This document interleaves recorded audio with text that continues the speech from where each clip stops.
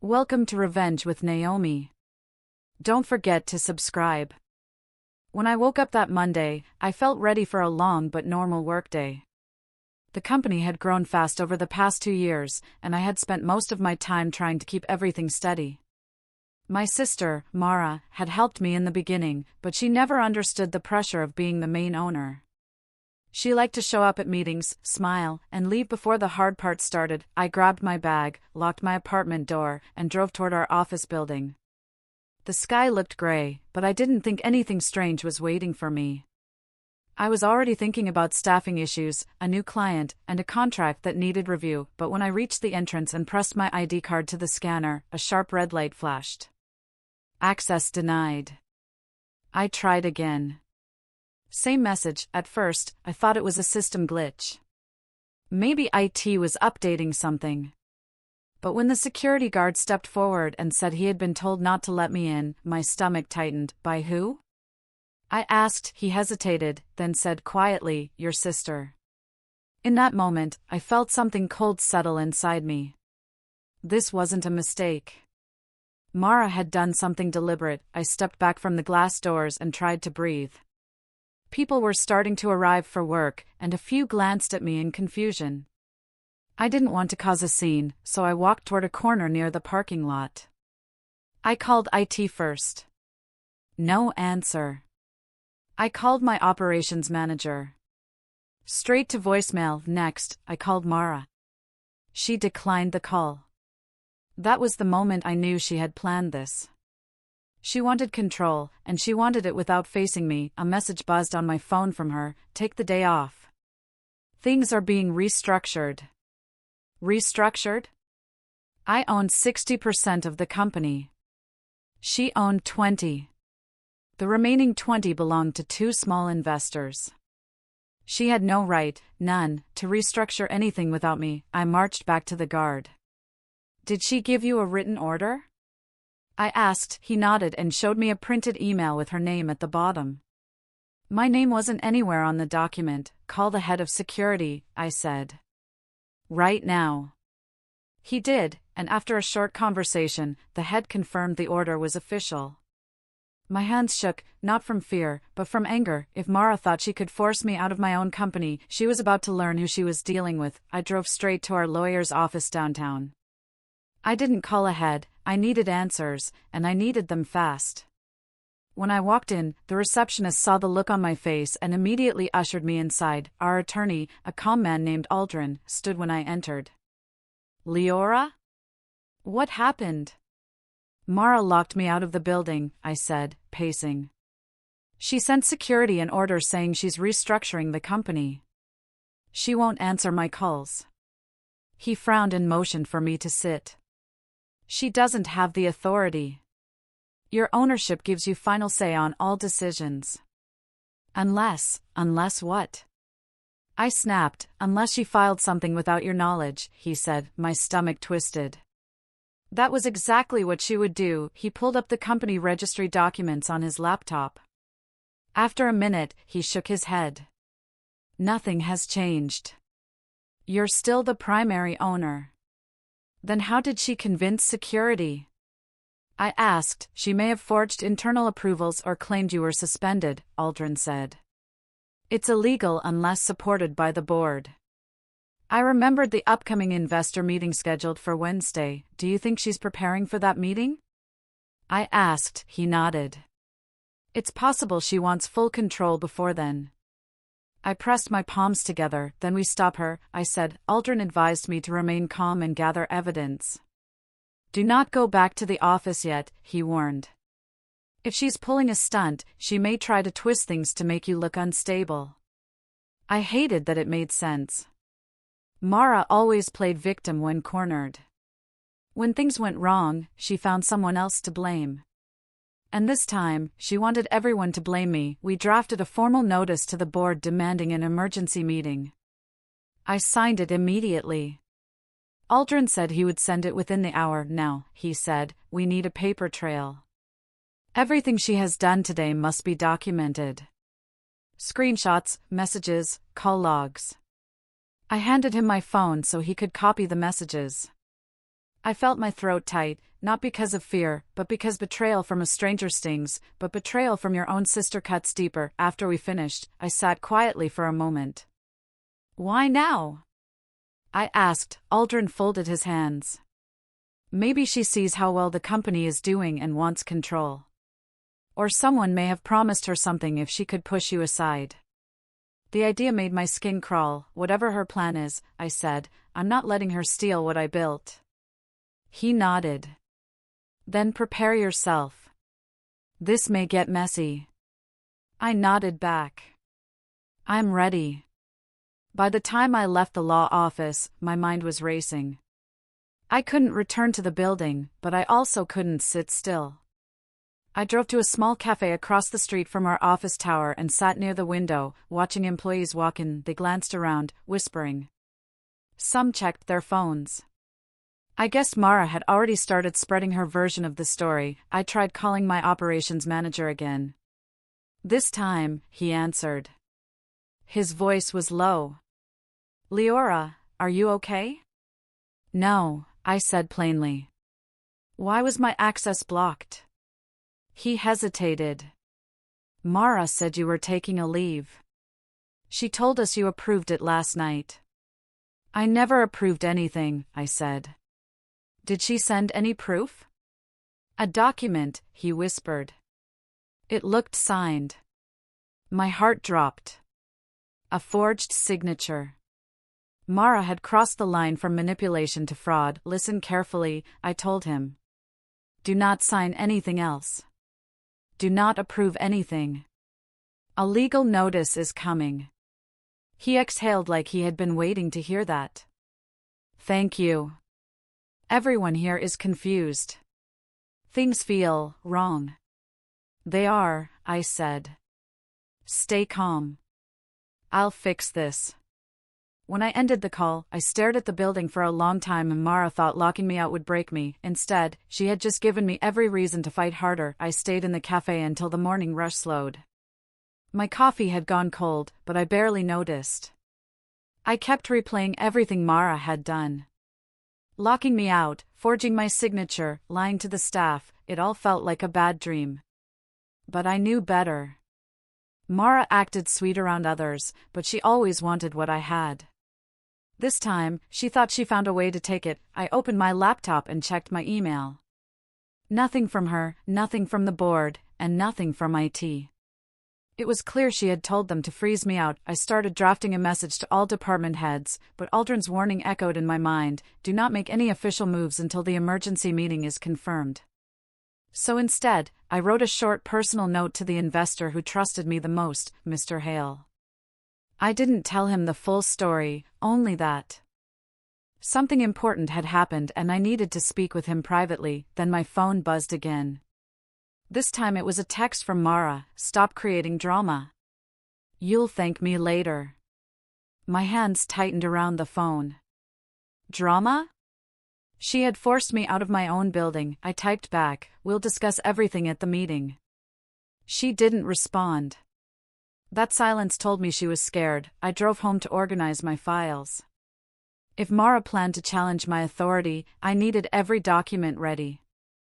I pulled out old contracts, ownership certificates, emails from the early years, and the original agreement showing the percentage split. Looking at those papers reminded me of the beginning. I had worked 2 jobs, saved every extra dollar, and started the company from a small rented room with one old desk. Mara joined later, after she lost her own job. I welcomed her because she was my sister, not because I needed help. Now she wanted to erase all of that history. As I sorted the documents, my phone rang again. It was Aldrin. I just spoke with one of the board members, he said. It appears Mara has been meeting them privately for weeks. My heart dropped. About what? She claims you've been overwhelmed and making poor decisions. She's been preparing them for a leadership change. I closed my eyes, feeling anger settle like a weight in my chest. She wants them to remove me. Yes, he said. But she made one big mistake. What mistake? She didn't know the audit requirements. Any leadership change must come with a full financial and operational audit, and you're the only authorized operator. Your signature is required. A slow, cold smile crossed my face, so she trapped herself, I said. The emergency meeting was scheduled for the next morning at 9 a.m. That gave me less than 24 hours to prepare. I worked through the afternoon, organizing evidence and making notes. My living room floor was covered in papers. Around sunset, my phone buzzed. It was a voicemail from Mara. I pressed play. Leora, stop this. You're being childish. I'm doing what's best for the company. You're going to ruin everything if you keep fighting. Just step aside. She sounded confident, but there was a shake in her voice. She knew she had gone too far. I saved the voicemail.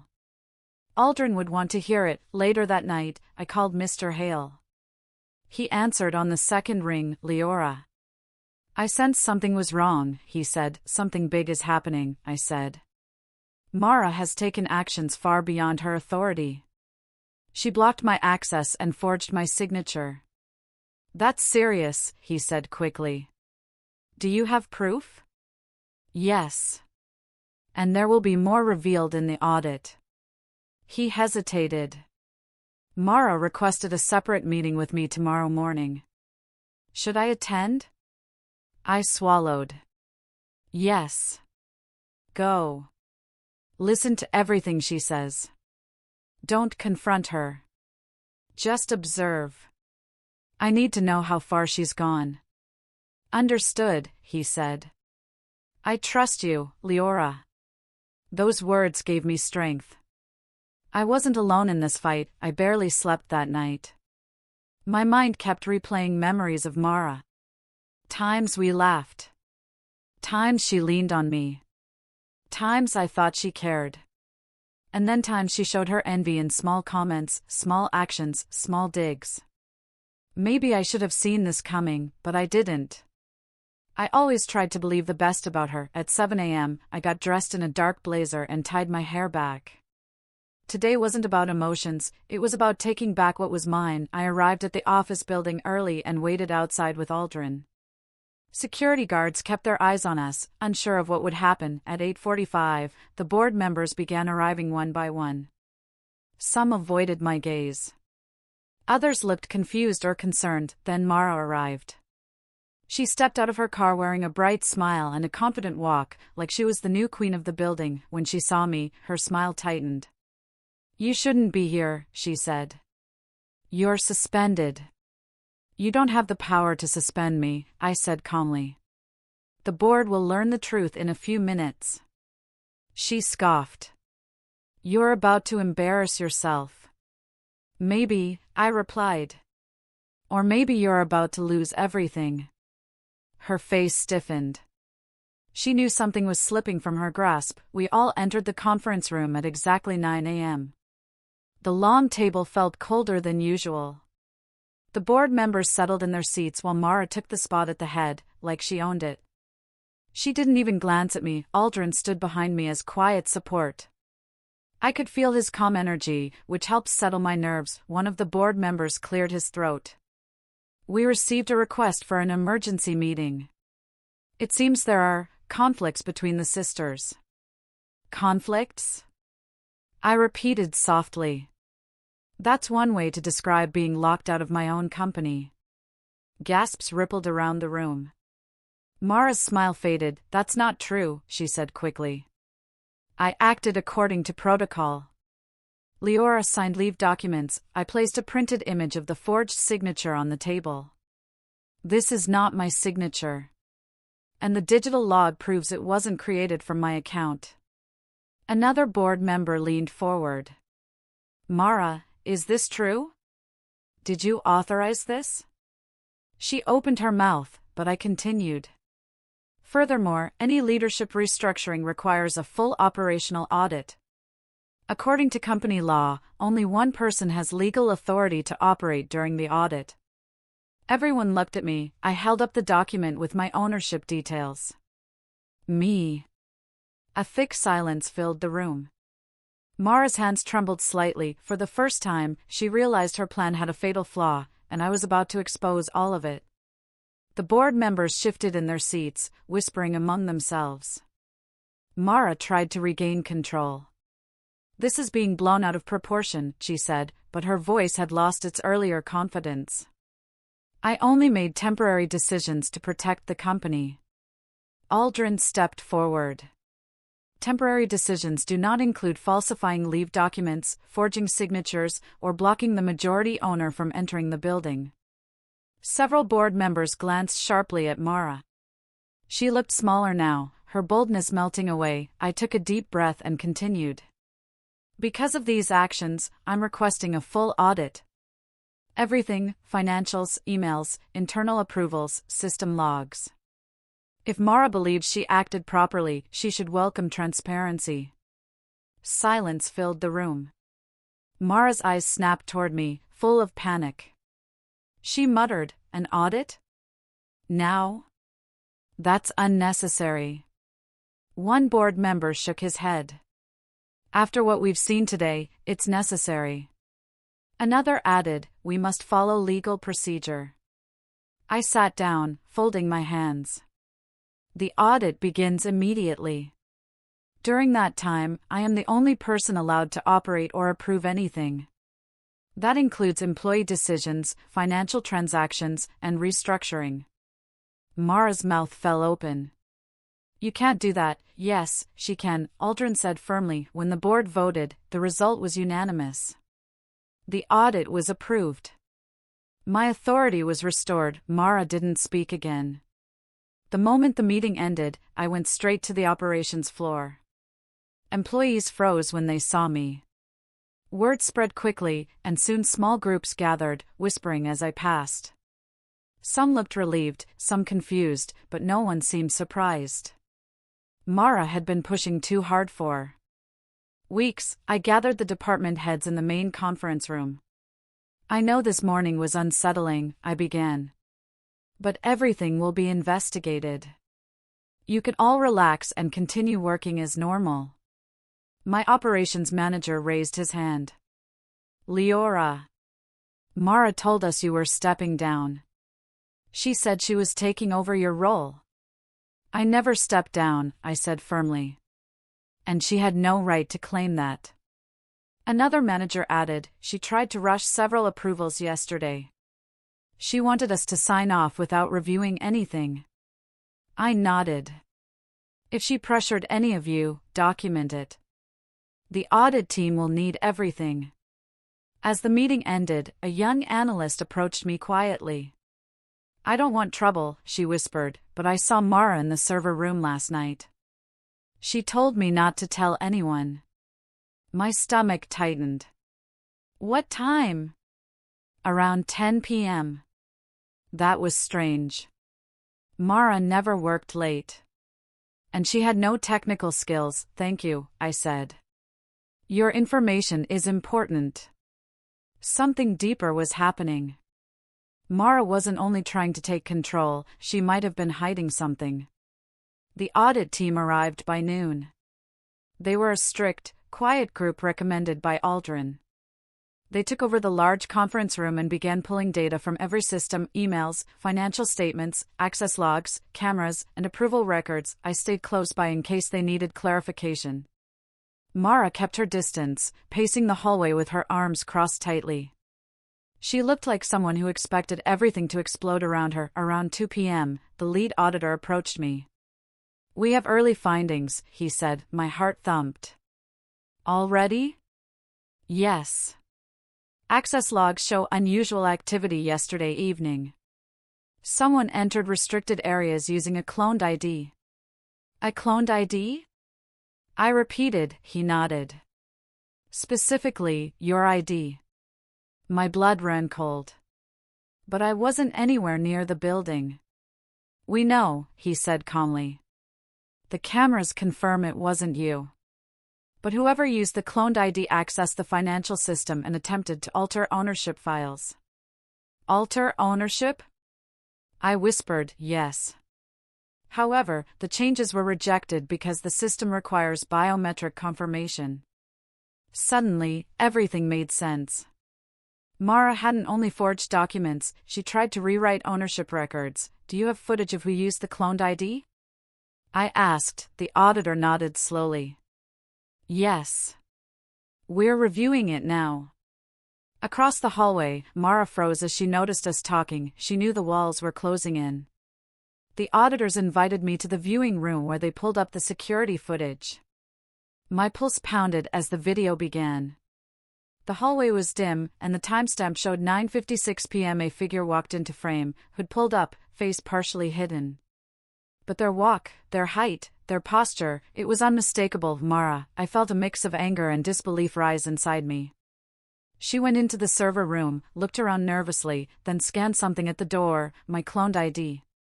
She slipped inside and stayed there for several minutes. When she came out, she removed a pair of gloves, stuffed something into her bag, and hurried down the hall. The video ended. The auditor looked at me. This is serious. She attempted unauthorized system changes. That alone is enough for criminal charges. I exhaled shakily. Please continue gathering everything. I don't want any mistakes. He nodded. We will be thorough. I stepped out of the room, feeling the weight of everything pressing down. Mara saw me in the hallway and froze. Her face went pale. What did they show you? She whispered. I stared at her. Everything. She swallowed hard. Leora. I can explain. You broke into restricted systems. You forged my signature. You tried to erase my ownership. Tears welled in her eyes. I didn't mean for it to go this far. You made every choice, I said quietly.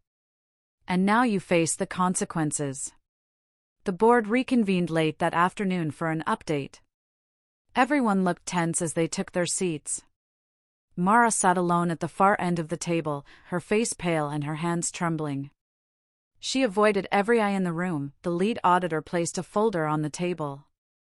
We have initial findings, he said. They include forged internal documents, unauthorized entry into restricted areas, attempted alteration of ownership records, and misuse of a cloned ID badge. Gasps filled the room. Someone muttered, unbelievable. Mara finally looked up. I was trying to protect the company, she said weakly. Leora is too emotional to lead, that's enough, one board member snapped. Your actions were reckless and illegal. I stayed silent, letting the facts speak. The auditor continued. We also confirmed that the cloned ID was used by Ms. Mara. Video evidence supports this. All eyes turned toward her. She crumbled. I was scared, she whispered. I thought the investors trusted her more. I wanted to prove I could handle things. I didn't want to be the sidekick forever.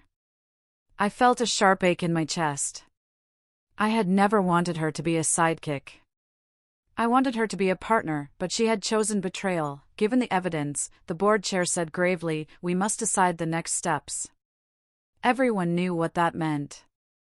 And Mara knew too. The boardroom felt heavier than ever. No one rushed to speak. The weight of Mara's choices hung in the air like fog. She kept wiping her eyes, but no tears actually fell. It was the same performance she used when she wanted sympathy. But this time, no one leaned toward her. No one nodded. No one felt fooled. The board chair folded his hands. Given the seriousness of the findings, we recommend removing Mara from all company roles effective immediately. She will no longer have access to systems, documents, or staff. Mara looked at me, almost pleading. Leora, please say something. I swallowed hard. You tried to erase me. You tried to steal everything I worked for. I can't protect you from the consequences. Her face twisted with shame and anger. You always think you're better than me. No, I said softly. I only ever wanted us to work together. But you made choices that hurt everyone. The board voted. The decision was final. Mara was out. Security escorted her to collect her things. She didn't look back at me as she left the room. She just walked out silently, shoulders slumped, like a person who finally understood there was no escape from what she had done. The moment the door closed, the chair turned to me. Leora, it's time to repair what was broken. The days that followed were exhausting. The audit continued, and the findings grew thicker by the hour. Most of it showed exactly what we expected. Mara had been trying to gain full control for weeks. But there were also strange approvals, rushed payments, and hidden conversations with small vendors we had never used before. I spent each morning meeting with department heads and assuring them things were stable. Many employees admitted Mara had been acting unusual lately, snapping at people, pushing for fast changes, canceling my meetings behind my back. Someone even said she had warned staff that I planned to abandon the company. I didn't know whether to laugh or cry at that. One afternoon, the auditors requested a private meeting. When I entered, they showed me a report. This concerns unauthorized payments, the lead auditor said. Funds were transferred to an account linked to a friend of Mara's. My heart sank. Was it a large amount? Yes. But we can recover. Most of it because the transfers were flagged automatically. I rubbed my forehead. I can't believe she went this far. The auditor spoke gently. People behave strangely when they fear losing power. That night at home, I sat on my couch surrounded by files. I felt tired, but more determined than ever. The company needed to heal, and so did I. On the fourth day of the audit, I finally met with all staff in the large assembly room. Everyone gathered, filling every seat. The air felt tense, like they were afraid more bad news was coming. I stepped onto the stage with a calm breath. I know the last few days have been confusing, I said. But I want you all to hear directly from me. The company is safe. The structure is stable.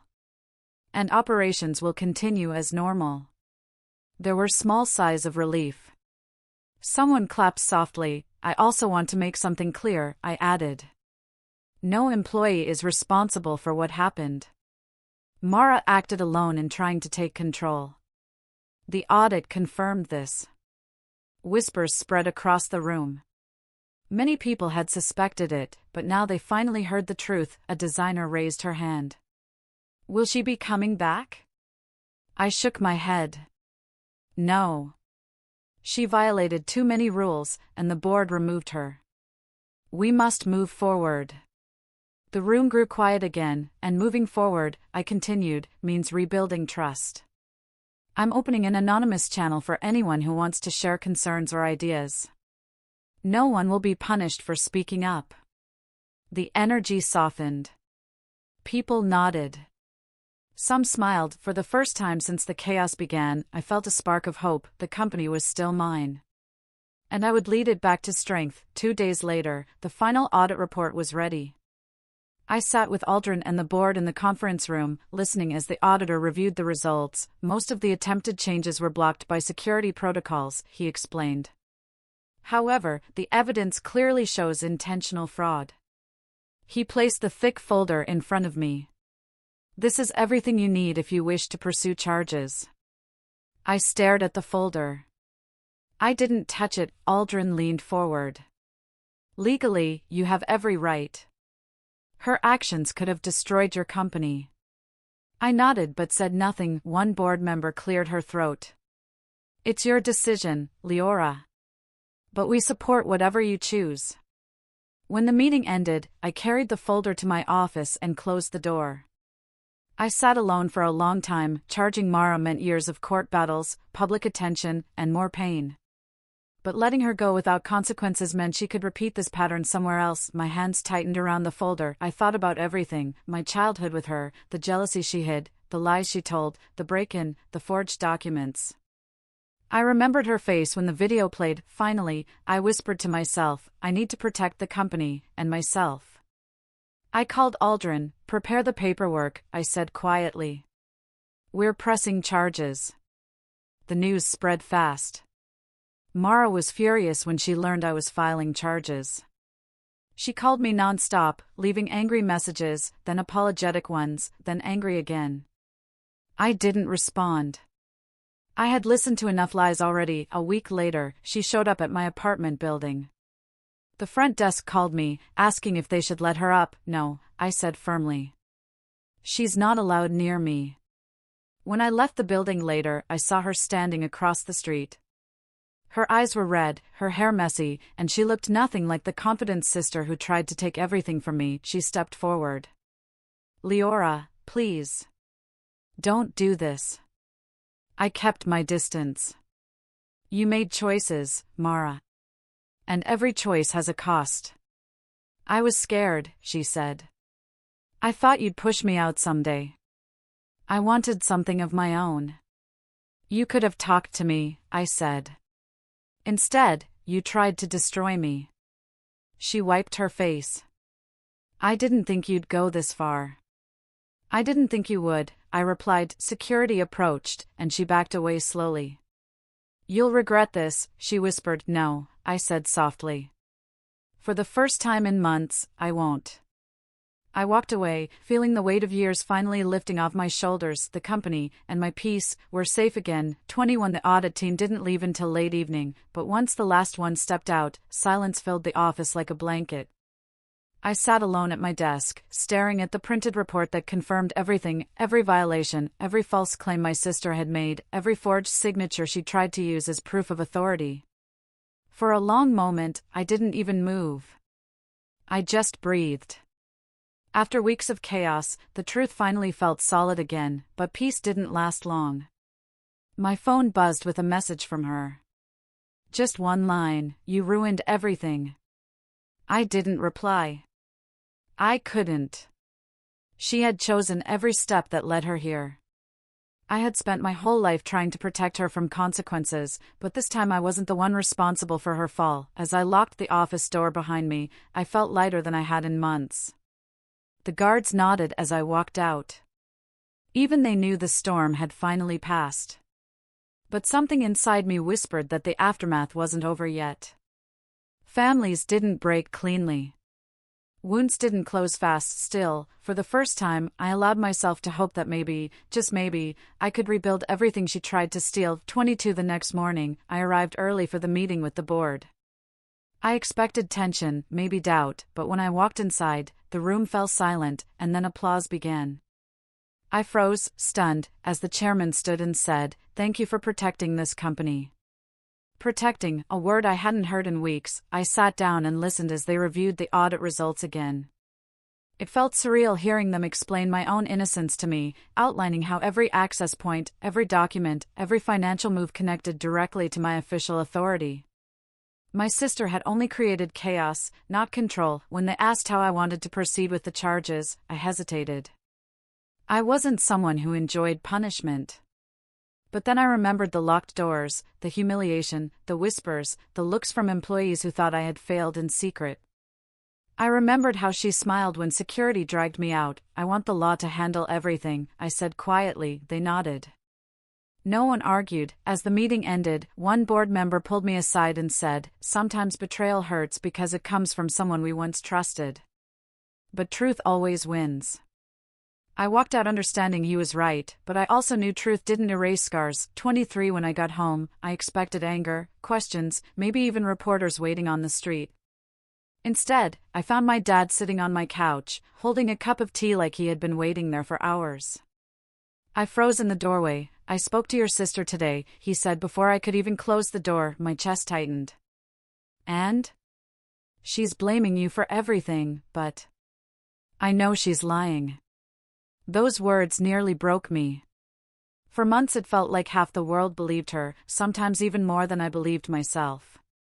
Hearing my father finally acknowledge the truth released something inside me I didn't realize I'd been holding. He set the cup down and rubbed his forehead. "I failed both of you."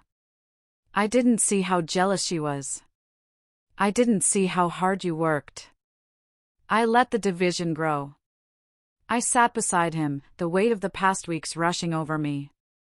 I didn't want things to end like this. "I know," he whispered. "But she made choices. And now you have to protect what you built." For the first time, he looked at me not just as his daughter, but as the leader I had become.